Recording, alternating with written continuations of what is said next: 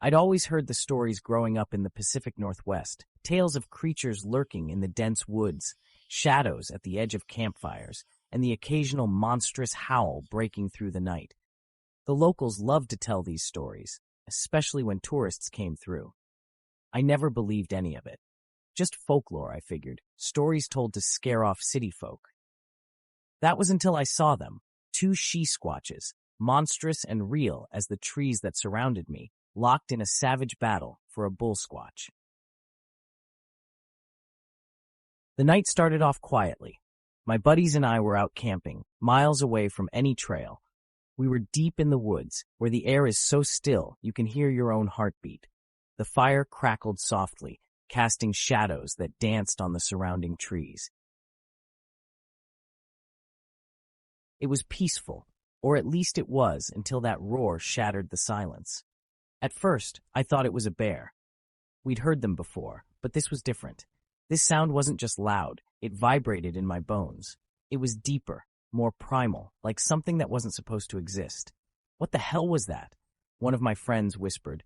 The color drained from his face. Nobody had an answer, so we all just sat there, straining to listen. Then we heard it again, but this time it wasn't just a roar. There were footsteps, massive, heavy, thudding footsteps, and they weren't far off. Before I could process what was happening, I was already moving. My body acted on instinct, grabbing my flashlight and pushing into the woods. Something was calling to me, drawing me forward, and against every rational thought, I followed. The deeper I went, the stranger everything felt. The forest that should have been filled with nighttime sounds, crickets, owls, the rustling of leaves, was eerily quiet. It was as if every creature knew something was wrong, something dangerous was near. I don't know how long I walked, but eventually I found myself at the edge of a clearing. I crouched low behind a thick bush, careful not to make a sound. My heart was pounding in my ears, my breath barely under control. That's when I saw it, the Bull Squatch. The stories didn't do it justice. This thing was enormous. Even at a distance, its sheer size was staggering. It stood easily 8 or 9 feet tall, with a hulking frame covered in thick, matted fur.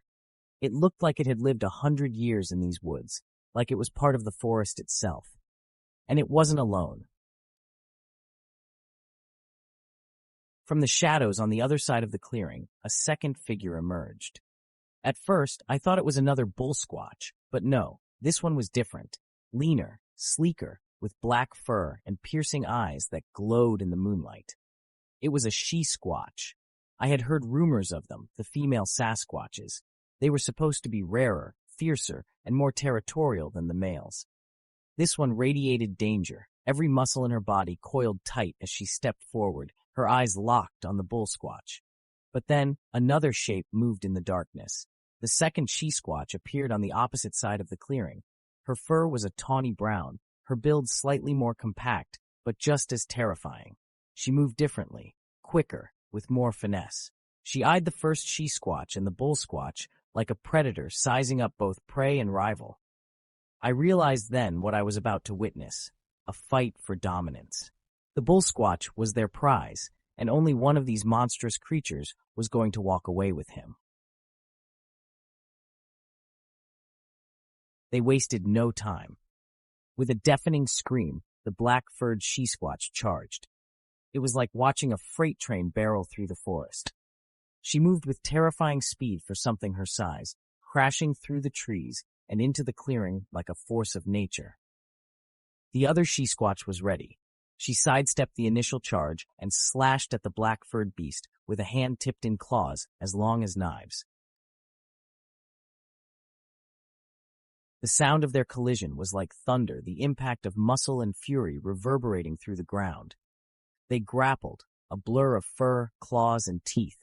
The fight was savage, no holds barred. Each she-squatch landed brutal blows, tearing at each other with a violence I'd never imagined.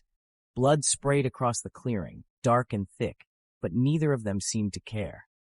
I could hear their bones crack and the deep, guttural roars they let out as they fought, each trying to overpower the other. Every time one was knocked down, she got back up, more furious than before. The Bull Squatch just stood there, watching, like some silent judge deciding who was worthy. Minutes passed. Maybe more, maybe less. Time didn't seem to matter in the chaos. I couldn't move, couldn't breathe, couldn't look away. The two She-Squatches were evenly matched, each landing blow after blow, their fur slick with blood and sweat. Then, something changed. The black-furred She-Squatch made a mistake. She lunged, but it was too reckless, too desperate. The tawny one saw it and pounced, driving her claws deep into her opponent's side. The scream that followed was like nothing I'd ever heard before, a mix of pain and rage that made my blood run cold. The black-furred one collapsed, gasping, but the tawny She-Squatch didn't stop. She tore into her fallen rival, slashing and biting until the black-furred She-Squatch stopped moving altogether. It was over. Panting heavily, the tawny She-Squatch stood victorious, her chest heaving, blood dripping from her claws. The Bull Squatch, still watching, stepped forward at last. He let out a low, rumbling growl, and the tawny She-Squatch answered with a roar of her own, claiming her prize.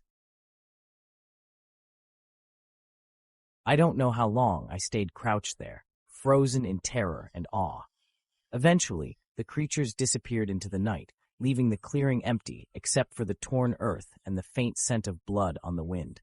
When I finally stumbled back to camp, my friends were waiting, worried, asking where I'd been. I couldn't find the words to explain what I'd seen.